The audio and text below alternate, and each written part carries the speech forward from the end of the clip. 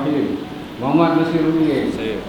Aku nikahkan akan nikah dengan anak saudara itu yang Amira binti Abdul Khairi dengan mas kawinnya 200 tunai.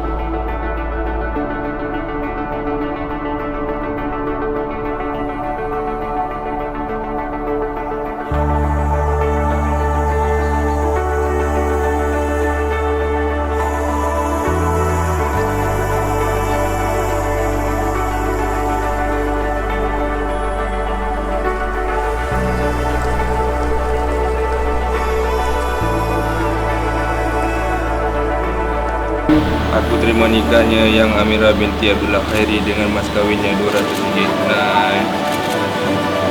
Alhamdulillah.